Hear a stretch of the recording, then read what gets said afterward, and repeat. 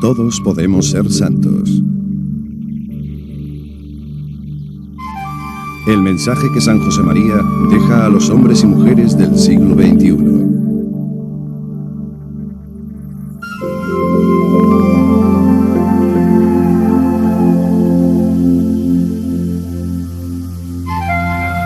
...6 de octubre de 2002... José María Escrivá de Balaguer es declarado santo por el Papa Juan Pablo II en la Plaza de San Pedro, ante miles de personas que han esperado ese momento como la ratificación de un estilo de vida entregado a Dios. A cada cristiano, cualquiera que sea su oficio y su situación en la vida, decir a la madre de familia, decir al profesional, decir al operario, al obrero, que allí donde está puede y debe ser un buen hijo de Dios. Ese es el gran descubrimiento que hice a través suyo, de ver que la importancia de un trabajo no estaba en la categoría que le podían dar las demás personas o la categoría social, sino que la importancia del trabajo estaba en el amor de Dios que poníamos al realizarlo. Recuerdo que nos enseñaba y nos decía: tenéis que hacer ese trabajo no solo por amor de Dios, sino con Dios. Lograr la santificación por medio de las actividades que tengamos, no importa a qué nos dediquemos, cuál sea nuestra actividad, el hecho de ofrecérselo a Dios nuestro Señor y tratar de hacer lo que hagamos, cada cosa ofreciéndoselo a Él y haciéndolo bien, pues eso ya nos hace que seamos mejores personas.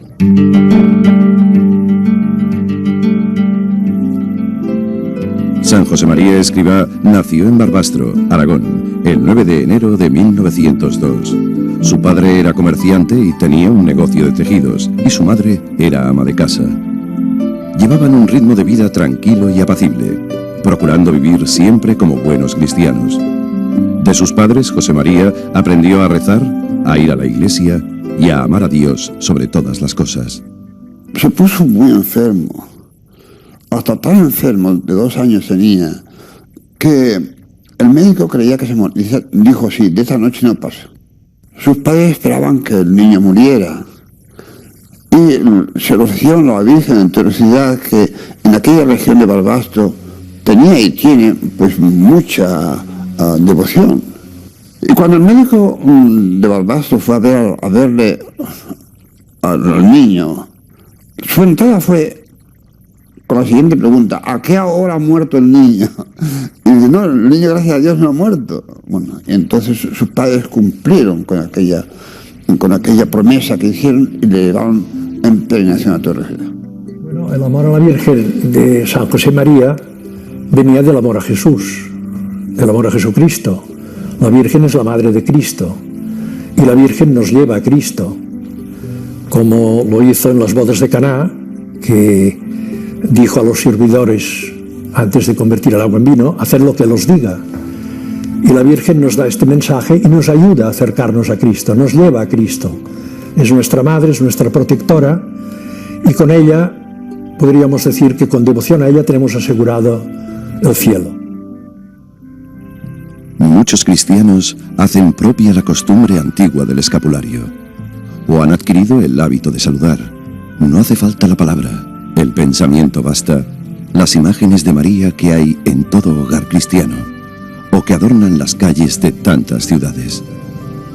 O viven esa oración maravillosa que es el Santo Rosario, en el que el alma no se cansa de decir siempre las mismas cosas, como no se cansan los enamorados cuando se quieren, y en el que se aprende a revivir los momentos centrales de la vida del Señor.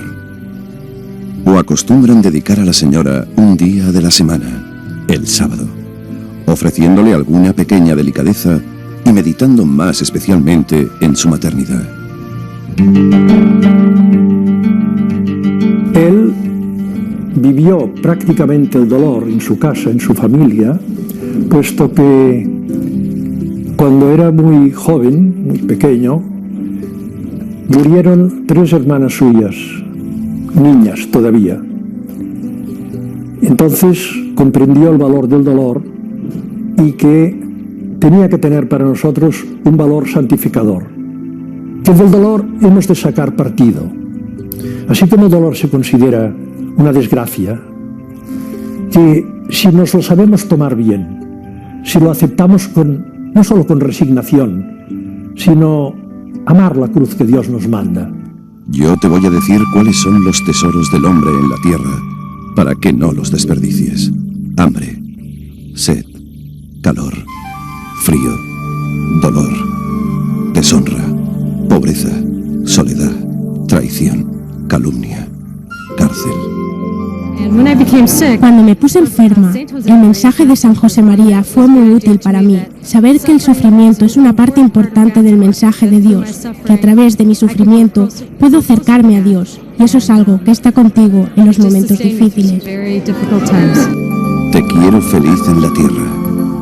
No lo será si no pierdes ese miedo al dolor. Porque mientras caminamos, en el dolor está precisamente la felicidad. Él se encontró, de jovencito, que murió su padre,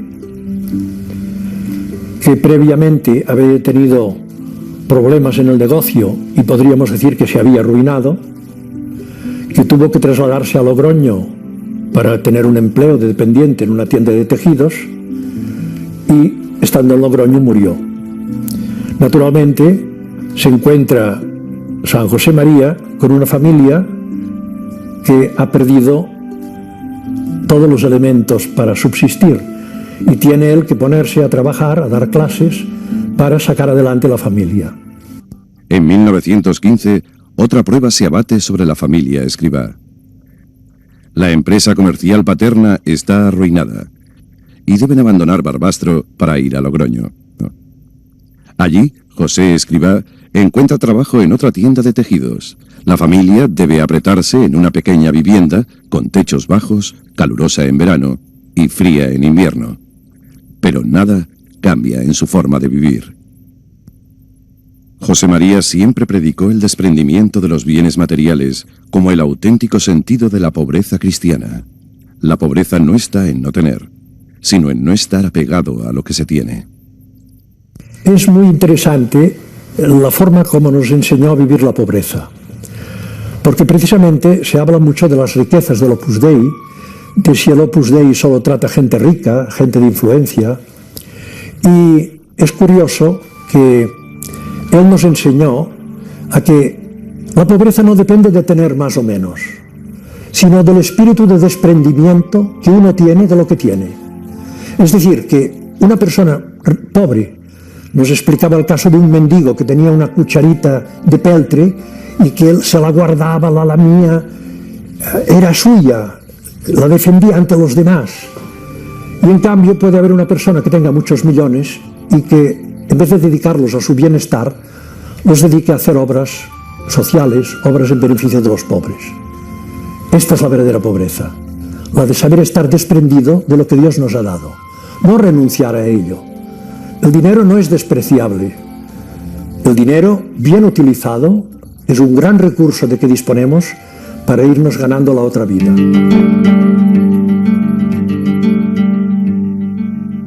Siempre habló de la familia cristiana como un hogar luminoso y alegre, reflejo del hogar de Nazaret.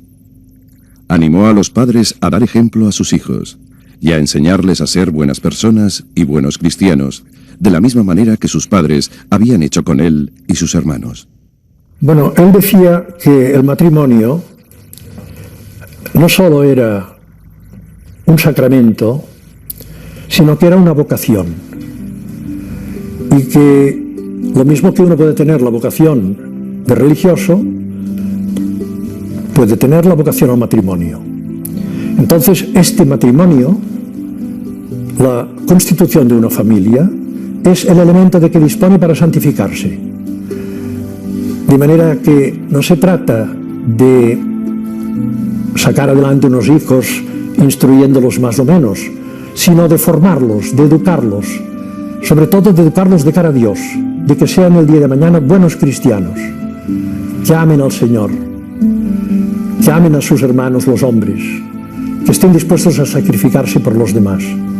Y él veía en la familia el fermento de esta manera de vivir, que los padres, con el amor mutuo, con el sacrificio del uno por el otro, estaban dando constantemente, tenían que dar constantemente un ejemplo a sus hijos de lo que es vivir pendientes de los demás, de saber sacrificar los gustos propios para que los demás estén satisfechos y contentos. Aprende a tratar a Dios como Padre y a la Virgen como Madre. Aprende a rezar siguiendo el ejemplo de sus padres. Cuando se comprende eso, se ve la gran tarea apostólica que pueden realizar los padres y cómo están obligados a ser sinceramente piadosos para poder transmitir más que enseñar esa piedad a los hijos. Los medios. Hay prácticas de piedad pocas, breves y habituales, que se han vivido siempre en las familias cristianas y entiendo que son maravillosas. La bendición de la mesa, el rezo del rosario todos juntos, la oración personal al levantarse y al acostarse. Se tratará de costumbres diversas según los lugares, pero pienso que siempre se debe fomentar algún acto de piedad que los miembros de la familia hagan juntos, de forma sencilla y natural.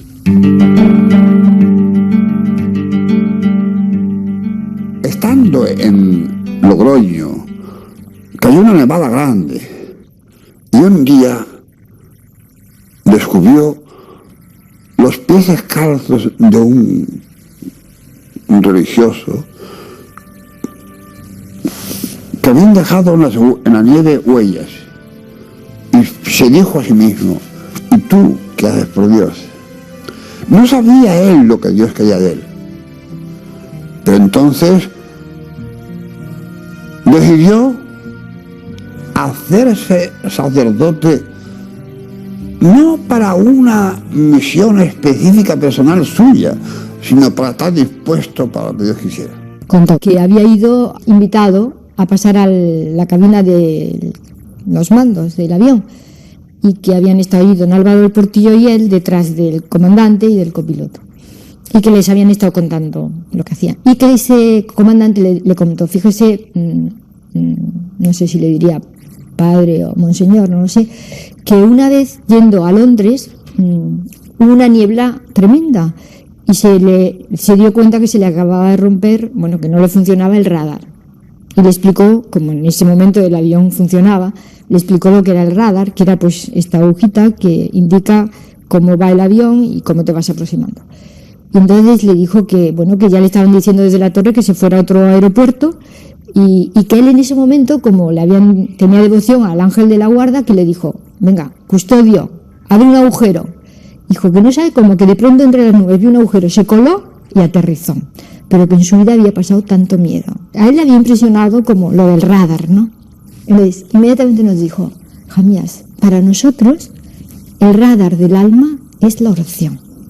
Dice, cuando no sabemos dónde estamos, cómo vamos, no acabamos de estar contentos o estar preocupados, dice, uno se va al sagrario, hace la oración, inmediatamente nos da la posición de cómo estamos. Yo alucinaba. Y entonces nos dijo que el consejo que nos daba era que no podíamos vivir o en el cielo o en la tierra, que teníamos que vivir en los dos sitios a la vez. Tenemos que ser santos los que somos cristianos, porque queremos seguir a Jesucristo, es nuestro modelo. Jesucristo es santo.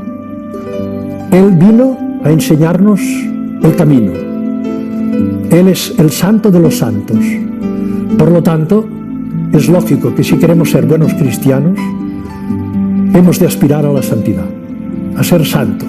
Es decir, no podemos conformarnos con ser unas medianías, digamos, de ir tirando, sino que hemos de procurar luchar con todas nuestras fuerzas para ser cada día mejores, para ganar en virtudes, para arrancar defectos, para que cuando Dios nos llame podamos, como decía con frase gráfica nuestro fundador, saltarnos el purgatorio a la torera, es decir, que Dios nos pueda dejar entrar en el cielo directamente. Este es el valor que damos a la santidad. Pues ser santo tiene muchos aspectos. Uno de ellos, y el principal, es cumplir la voluntad de Dios. Para nosotros, que estamos en medio del mundo, pues es realizar bien los trabajos profesionales, las obligaciones sociales, las obligaciones familiares, etc. Y hacerlos por amor de Dios, no solo hacerlo bien, porque puede haber mucha gente que haga las cosas bien. Ahora, nosotros hemos de esforzarnos en hacerlos bien por amor a Dios. O sea, amar a Jesucristo, amar a Dios, es el camino de la santidad, que se concrete, como he dicho, en la vida ordinaria. Desde que decidió hacerse sacerdote, tuvo siempre una idea clara. Los sacerdotes tienen que ser santos. Esta idea la transmitió siempre a sus hermanos en el sacerdocio: estar muy cerca de Dios y servir a los demás. Yo pido a Dios nuestro Señor que nos dé a todos los sacerdotes la gracia de realizar santamente las cosas santas, de reflejar también en nuestra vida las maravillas de las grandezas del Señor. Siempre consideró la Santa Misa como el centro y la raíz de la vida interior. La primera vez que tocó la Sagrada Forma con las manos, el pulso le temblaba de emoción y pidió a Dios que nunca se acostumbrara a ese momento. Cuando te acercas al sagrario, piensa en él. Te espera desde hace 20 siglos. Para él la Santa Misa era el centro de su vida. Podemos decir que el día de nuestro Padre se dividía en dos partes. Una preparando la misa y la otra dando gracias por la misa dicha. Quizá a veces nos hemos preguntado cómo podemos responder a tanto amor de Dios. La solución es fácil y está al alcance de todos. Participar amorosamente en la Santa Misa. Aprender en la misa a tratar a Dios, porque en este sacrificio se encierra todo lo que el Señor quiere de nosotros. El 2 de octubre de 1928, estando en Madrid, Dios le hizo ver el Opus Dei, la llamada universal a la santidad, tal y como se recoge en el Evangelio. Sed perfectos como vuestro Padre Celestial es perfecto. No te quepa duda de que este momento de locura es momento de santidad. Sin cambiar de estado ni cambiar de trabajo, uno podía santificarse y llegar a ser tan santo como el que más. Que no era preciso irse a un monasterio o un convento, no. Que en la oficina, en el laboratorio, en el aula de una universidad, en una mina, si aquel trabajo lo hacemos con rectitud, lo ofrecemos a Dios, soportando todas las contrariedades que todo trabajo lleva consigo, este trabajo es verdaderamente una ofrenda a Dios, muy grata a Dios. Y además el Señor nos pide a todos nosotros, y a ti y a mí también, que seamos santos. Y no lo digo yo, Él. El estudio, porque conocí al Beato José María cuando era estudiante universitaria y me ayudó muchísimo hasta a tener buenas notas, a mejorar mi vida, a ser mejor amiga, ¿verdad? Y mejor miembro también de mi familia. Para mí y para muchos de mis amigos y familiares, allí en Manila, el fundador del Opus Dei nos ha dado una nueva forma de entender a Dios. Nos ha dado la verdad, la realidad de que la mano de Dios está en todas las cosas, en nuestro trabajo, en nuestras familias, en nuestras relaciones y en las innumerables actividades cotidianas que hacemos cada día.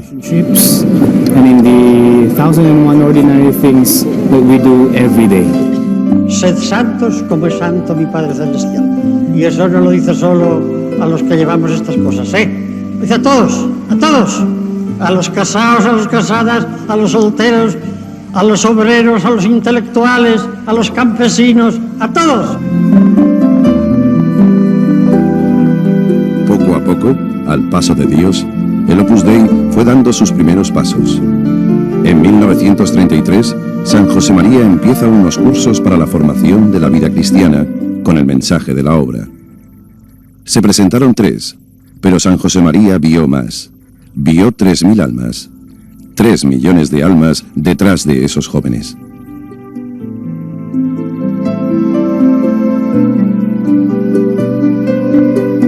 padre dijo lo siguiente: hijos, dentro de pocos años os veo lejos, muy lejos, como un grano de trigo que echará raíces profundas. Y allá lejos brotará una espiga bien repleta de granos de fecundidad prodigiosa, que serán nuevas espigas, que trigal, que trigal.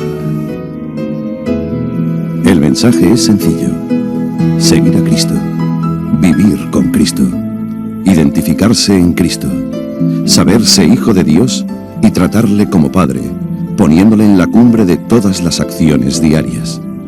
Es decir, ser santos en medio del mundo. En aquel entonces, él tenía 26 años, la gracia de Dios, buen humor y nada más. Pero a pesar de su profunda humildad y de saberse nada y menos que nada, puso toda su confianza en Dios y comenzó a hacer realidad aquello que le había hecho ver. Decía que la humildad es la base de todas las virtudes, y que reconociéndose hombres con pies de barro ante el Señor y confiando en la omnipotencia de Dios, conseguirían todo. La humildad que nuestro Padre nos hablaba, yo Santa Teresa había dicho que andar por caminos de humildad es andar por caminos de verdad. Claro, cuando un hombre se cree un poco más que lo que es, está mintiéndose a sí mismo, mintiendo a los demás. Ante un espíritu tan sincero, tan salvajemente sincero, como vivió nuestro Padre y nos enseñó a nosotros a vivir, pues no cabía en nuestro Padre fue una falta de humildad. No cabía, porque era una sinceridad salvaje la que vivía. La humildad, él sí que nos habló alguna vez de humildad de garabato, es de poner caras. La humildad es más profunda que un garabato. Es la humildad, saber quién es Dios y tener en cuenta quién somos nosotros. ¿Quiénes somos nosotros? Nada y un poco más. Nada y un poco más, pero muy poco más. Que sale barba, que sale cabello, pero un poco más, muy poco más. El hombre que está cerca de Dios forzosamente tiene que ser humilde. Y la falta de humildad, lógicamente, separa de Dios. Porque está equivocado, es mentira. Nuestro Padre no podía, por su vida interior, ser de otra manera. Pero una humildad que le llevaba a exigir sus derechos, lógicamente. A exigir sus derechos, que no es una humildad que suponía una dejación de derechos, no. La humildad es saber quién es Dios y quién es uno, y obrar en consecuencia. Dile al Señor de verdad, de verdad, de verdad, desde el fondo de tu alma, lo que yo le tengo que decir con mucha vergüenza. Señor, yo no soy nada, no puedo nada, no valgo nada, no sé nada, no tengo nada, soy la nada, y tú eres el todo. Ponía el alma y la vida, no hablaba solo con palabras, hablaba con todo el cuerpo y con todo el alma. Y lógicamente las piedras vibraban junto a él. Años más tarde, Dios le hizo ver que en la obra también tenían lugar las mujeres y los sacerdotes. Y realmente me impactó tanto que yo a la vez que le estaba viendo, estaba pensando, qué bonito vivir una vida entregado a Dios, solo para Dios. Como fruto de su afán por acercar todas las almas a Dios, los primeros miembros del Opus Dei pronto se fueron a comenzar la obra de Dios a otros países. Se marchaban con una maleta, un evangelio y un crucifijo, al estilo de los primeros cristianos. Lo que más me cautivó era su capacidad de querer y enseñarnos a querer incluso a nuestros enemigos, que es la base de la religión católica, pero que él nos enseñaba de una forma práctica. Decir que no tenemos que hablar mal de nadie, que no tenemos que odiar a nadie, que tenemos que querer a todos. Lo que más me llamó la atención de toda su personalidad es su magnanimidad. ¿Qué ¿Qué es magnanimidad? Su grandeza de corazón, su nobleza de alma. Claro, quizás sea conveniente decir qué es la magnanimidad. La gente lo titula. Yo entonces, cuando su magnanimidad me impresionó, yo no sabía ni que existía una virtud que así se llamaba, ni que esa virtud se llamaba de esa manera.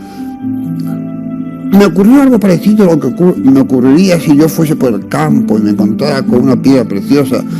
Yo la veía, no sabía siquiera que era una piedra preciosa, ni cómo se llamaba, pero me agradaba. Esto, algo parecido, análogo a esto, es lo que me ocurrió con nuestro padre. En la convivencia con él me encontré con esa virtud que no había visto nunca antes, ni he vuelto a vivir tampoco después. En 1946, José María trasladó su residencia a Roma para dar a la obra más carácter universal. Quería estar cerca del Papa. De hecho, la primera vez que visitó Roma, una vez fundado el Opus Dei, estuvo toda la noche rezando junto a una ventana desde donde se veía el Vaticano. Bueno, desde el primer momento quiso que la obra fuera romana, precisamente por esto.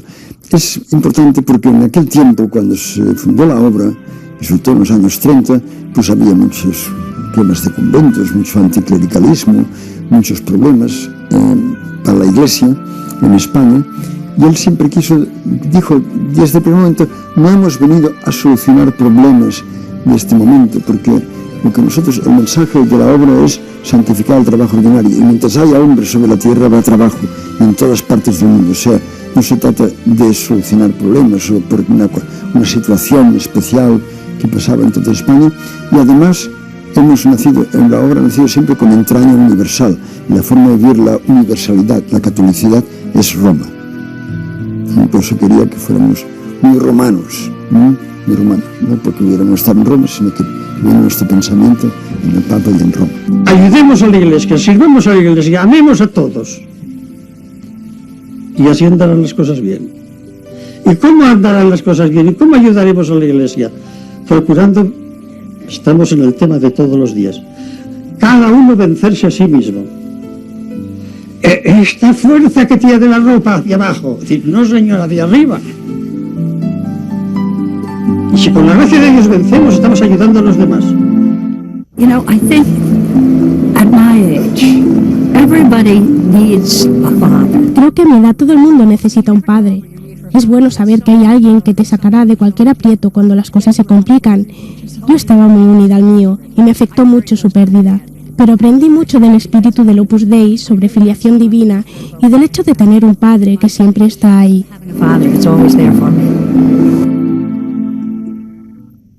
A pesar de las dificultades que atravesó durante su vida, José María Escrivá siempre predicó la alegría, como consecuencia de saber que Dios es nuestro Padre. Él la llamaba la alegría propia de los hijos de Dios. Te entusiasmaba en abrirte grandes horizontes de amor de Dios, de darte a los demás, de cambiar el mundo, de hacerlo mejor, pero a la vez te daba un modo sencillo de hacerlo, cuidando de detalles pequeños. Te decía, por ejemplo, pues tienes que amar a Dios, pero ¿cómo? Cumpliendo el pequeño deber de cada instante y estando en lo que haces, ¿no? O darte a los demás, querer a los demás, pero ¿cómo? Con la sonrisa continua, sonriendo siempre, cuando tienes ganas y cuando no tienes ganas, siempre sonriendo. La alegría que debes tener no es esa que podríamos llamar fisiológica, de animal sano, sino otra sobrenatural, que procede de abandonar todo y abandonarte en los brazos amorosos de nuestro Padre Dios. No hay alegría. Piensa, hay un obstáculo entre Dios y yo. Casi siempre acertarás. Un consejo que os he repetido machaconamente. Estar alegres, siempre alegres. Que estén tristes los que no se consideran hijos de Dios.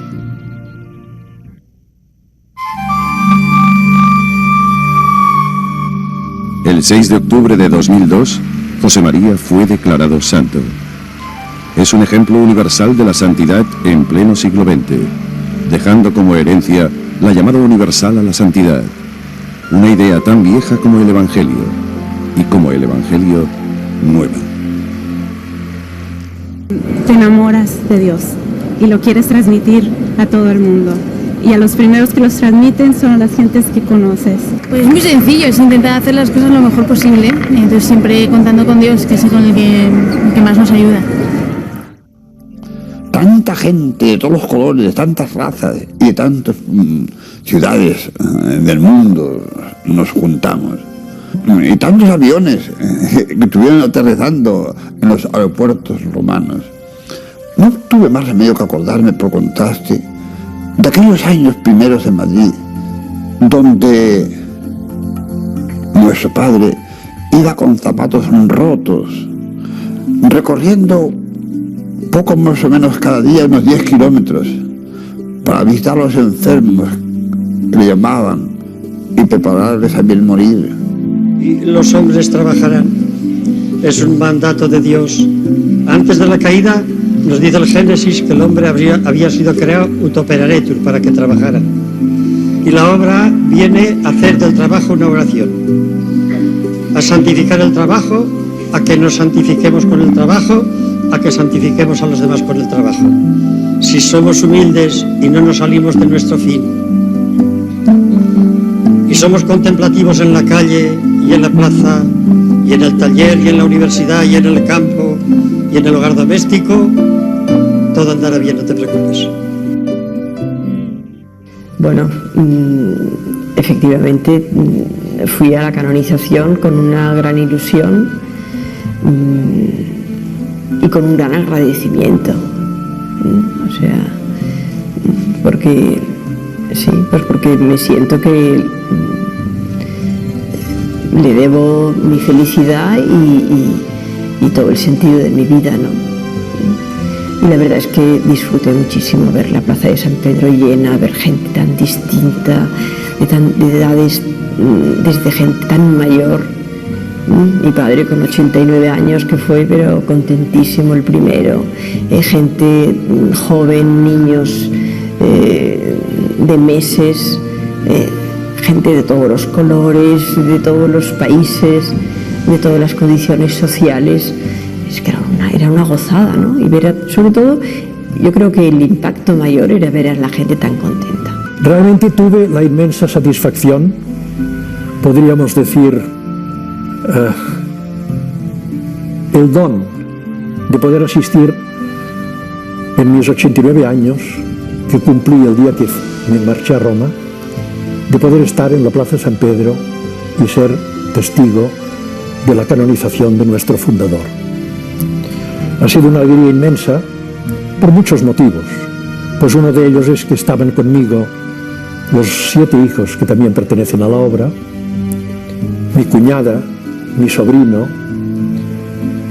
es decir, podía palpar lo que había representado para mí la vocación. Lo veía prácticamente. Esto en el seno de la familia, pero si miraba afuera, veía aquella multitud inmensa que llenaba no solo la plaza de San Pedro, sino toda la vía de la Conciliación y hasta llegar al río, y que mucha gente no sabía porque estaban en las callejas que afluían a la vía de la Conciliación. Bueno, pues el espectáculo de ver estos centenares de miles de personas, todos estaban allí por aquel retrato que figuraban en la fachada de la Basílica de San Pedro, San José María Escrivá. Había movilizado, después de su muerte, esta multitud inmensa de personas que de una forma o de otra estaban influidos por el espíritu de la obra. Mi satisfacción, pensando en los primeros tiempos, cuando eran 4 gatos, mi hermano fue uno de los primeros de Barcelona y me hablaba ya de lo que era la santificación del trabajo ordinario en los años 40, cuando yo comparaba lo que era la obra en los años 40 de lo que representaba el año 2002, realmente era motivo para dar gracias a Dios y para pensar lo que puede llegar a hacer la fe y la constancia de una persona. La fe y la constancia, la perseverancia de nuestro Padre lograron salir adelante a pesar de todas las dificultades y tenemos el Opus Dei extendido por los 5 continentes en más de 80 países. Es un verdadero milagro. Plaza de San Pedro. Canonización de José María Escrivá de Balaguer. Octubre de 2002. 10 de la mañana. Gracias a la masiva presencia de medios de comunicación, el evento puede ser seguido en directo desde casi todo el mundo.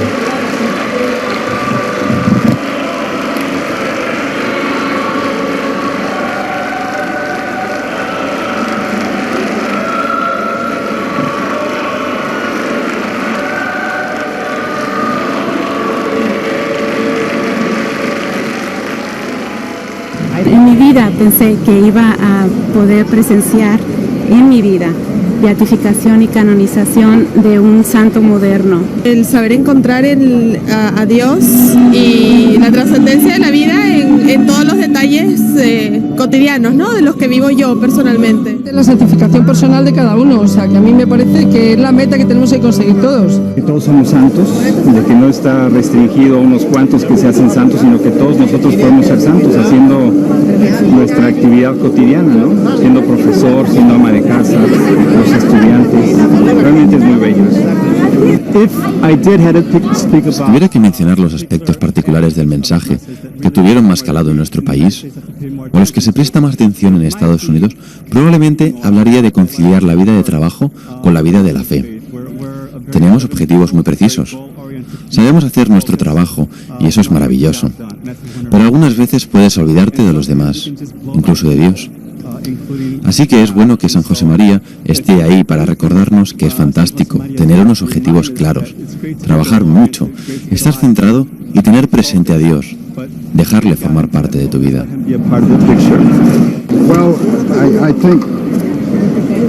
Bueno, creo que la forma en la que el Opus Dei me enseñó fue poniendo énfasis en el hecho de que podía encontrar una vida mejor si prestaba más atención a mi familia y a mi trabajo.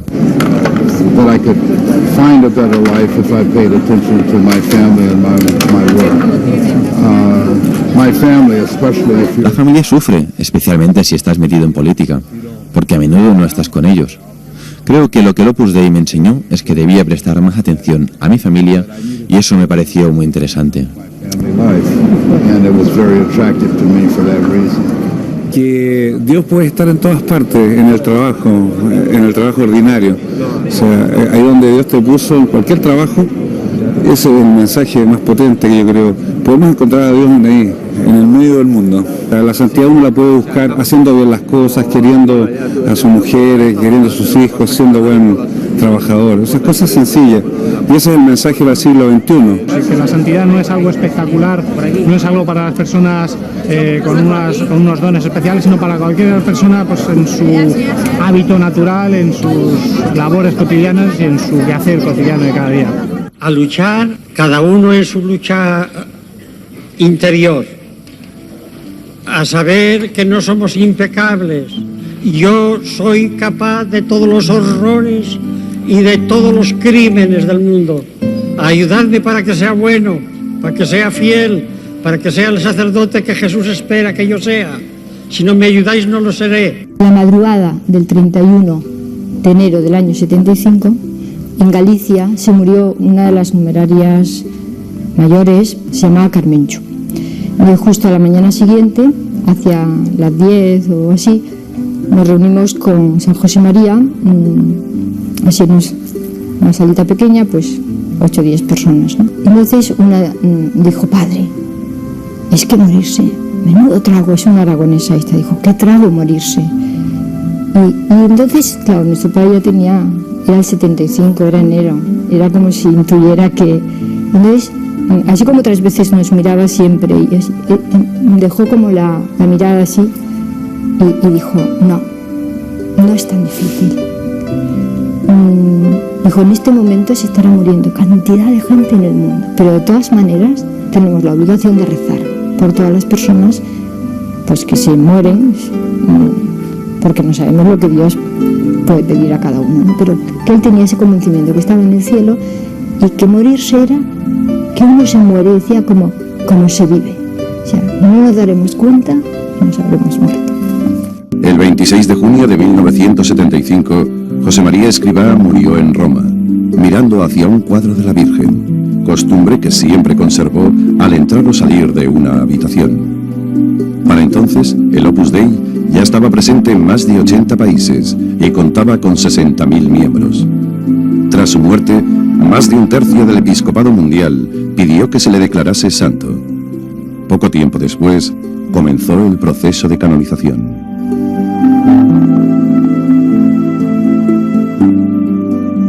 Oye, hijo mío, San Pablo dice que ni ojo humano vio, ni oído humano oyó lo que el Señor nos tiene allí en el cielo reservado, nos tiene todo su amor. Allí hay todo el bien con ausencia de mal, todo lo bueno, lo grande, lo bello, todo el color, toda la vibración, todo el aroma, y un amor sin traiciones, un amor que no empalaga, un amor maravilloso. Todo Dios para ti solo, hijo mío. Y además te llevarás contigo a todos los tuyos porque se ve que eres cristiano de los que tratan de conquistar el cielo. Y estos cristianos no van solos nunca. Se llevan a toda la familia atrás. Adelante, hijo mío.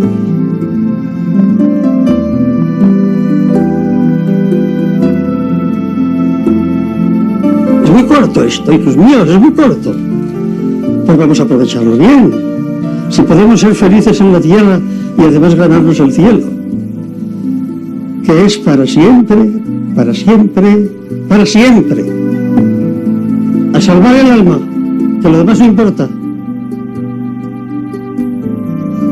Un mensaje para todos. Un santo contemporáneo, cercano y asequible, que ha conmovido con su palabra y su ejemplo a miles de almas que ven en él un modelo. Y esto es lo bueno de nuestra vida de hombres, que somos pequeños. Y Dios nos ayudará a ser santos, cumpliendo nuestros deberes de Estado. Si tú eres casado, queriendo mucho a tu mujer, queriendo mucho a tus hijos, cuidándote por ellos, cuidándolos a ellos, trabajando en tu labor profesional con sentido de justicia, siendo generoso, cumpliendo, además de los deberes de justicia, los de la caridad, que es meter el corazón en las cosas terrenas. Si no, la vida es muy dura, muy seca. Pongamos el corazón, pongamos la caridad de Cristo, y así todo es suave en la vida. No hay violencias, y tú no las quieres, las violencias, yo tampoco. Vas por camino de ser santo, siéntate tranquilo, que vas bien.